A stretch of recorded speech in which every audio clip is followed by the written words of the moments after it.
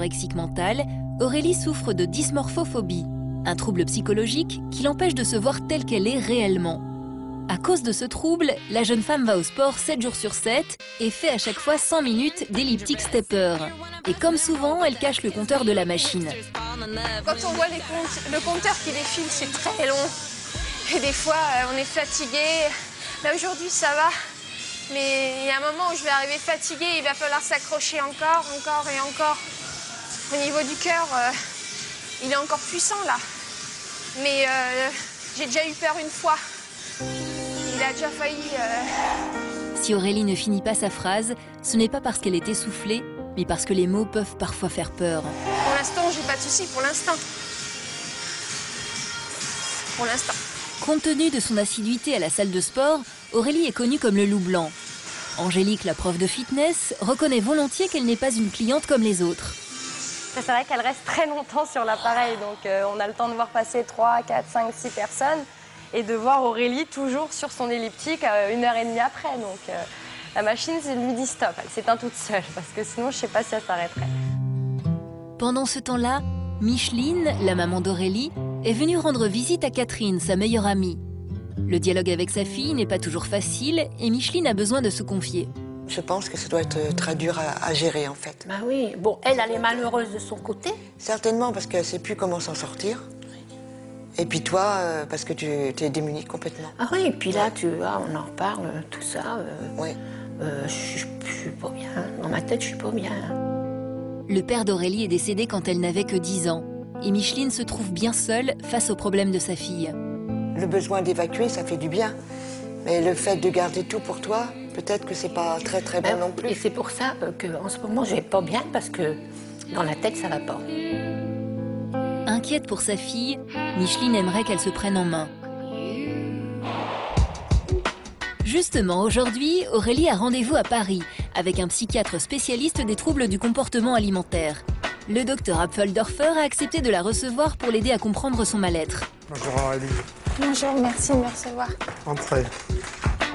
Dès le début de l'entretien, Aurélie admet que face à la maladie, elle est totalement impuissante. Comment est-ce qu'on peut expliquer un peu l'anorexie? Comment elle me parle, entre guillemets. Oui, c'est ça. Comment elle vous commande? Alors, elle me dit qu'effectivement, la journée type, D'accord. on ne mange pas. Et puis, tu vas commencer à faire attention à tes crises d'hyperphagie le soir, à pas trop manger et aller un petit peu plus vite pour pas garder le minimum. Et surtout, si tu te projettes de faire moins de sport pour pouvoir t'ouvrir à d'autres choses, il faudra manger aussi plus light, même si tu gardes pas.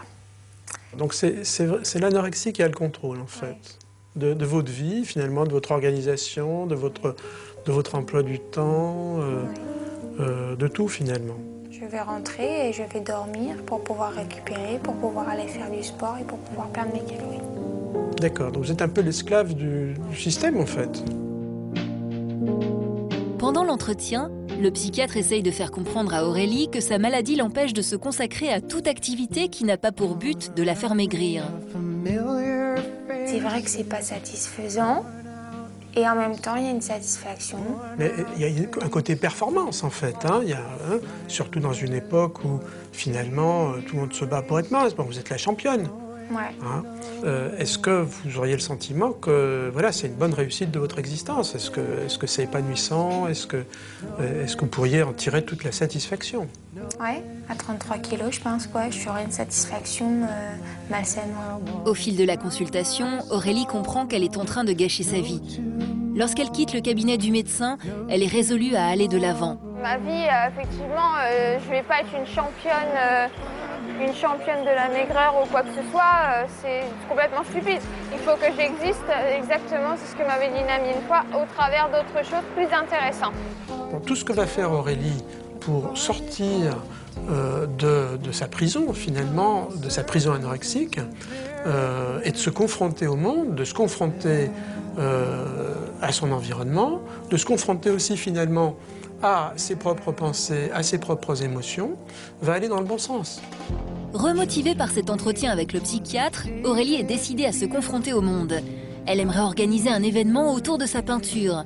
Mais va-t-elle trouver une galerie qui accepte de l'exposer? Retour dans les environs d'Angers, où l'on retrouve Ingrid. Dans quelques jours, elle va subir une opération chirurgicale qui, à terme, devrait lui permettre de perdre la moitié de son poids. Pour cette mère de famille, c'est la fin d'un long combat contre les kilos en trop. Ma balance, c'est ma meilleure ennemie. C'est vraiment comme ça que je l'appelle. C'est compliqué avec elle. J'ai passé une longue période où je montais sur la balance matin, midi et soir, où j'avais un petit carnet où je notais mon poids matin, midi et soir, voire même avant le repas, après le repas. Le jour où je suis montée sur la balance et que c'était plus 2 chiffres, mais 3 chiffres qui s'affichaient, enfin là non, c'est pas possible. Enfin, et là c'était vraiment la barre, le seuil fatidique que je n'avais pas le droit de dépasser, quoi. C'est pas possible. Depuis qu'Ingrid a dépassé les 100 kilos, certains gestes lui sont devenus impossibles à réaliser. Pour s'habiller, elle est obligée de se faire aider de Rémi, son fils de 13 ans. Tu viens m'aider, Rémi, s'il te plaît?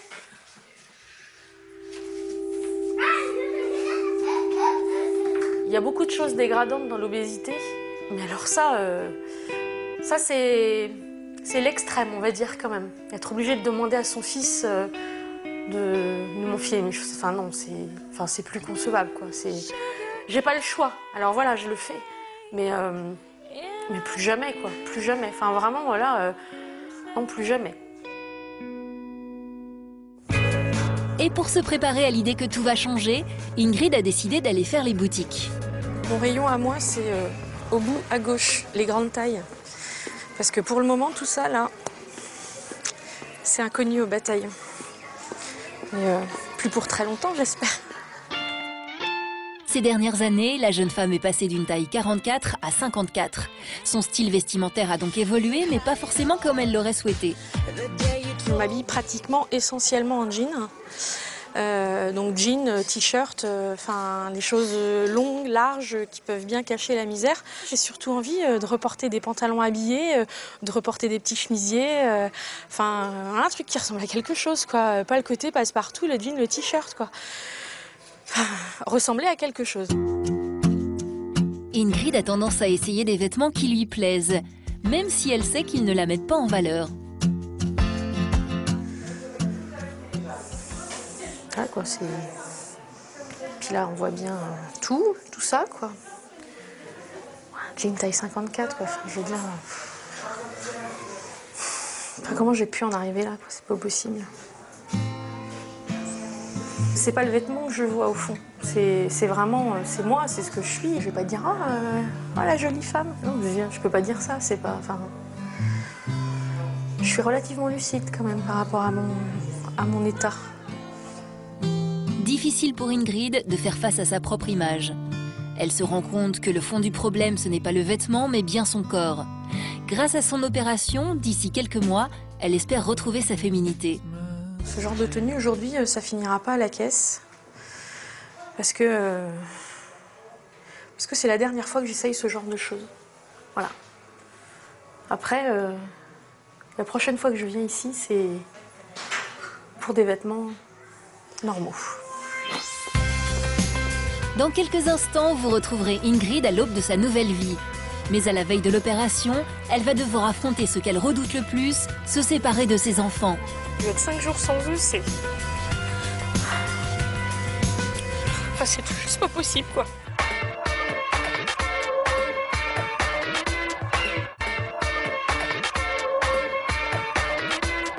Dans quelques jours, Ingrid, 117 kg, va subir une opération de l'estomac. Sur les conseils de son médecin, elle se rend aujourd'hui à une réunion de l'association Obésité sans complexe. Bonjour. Ingrid, bonjour. Qui va avoir sa date, qui a son opération bientôt. La semaine prochaine. Donc on se retrouve aujourd'hui pour discuter de tout ça.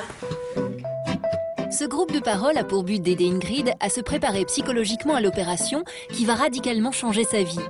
Émilie et Christelle, toutes deux opérées d'un bypass il y a plusieurs années, sont des références de l'association. Christelle y exerce d'ailleurs en tant que diététicienne. Moi je suis pas devenue obèse avec mon métier de diététicienne. Je traîne en obésité depuis l'âge de 6 ans, donc voilà, c'est pas qu'un problème de nourriture. Les autres participantes sont en attente d'une intervention.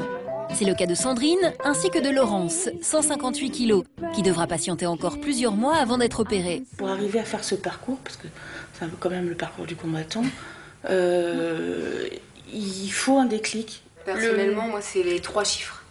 Bienvenue au club.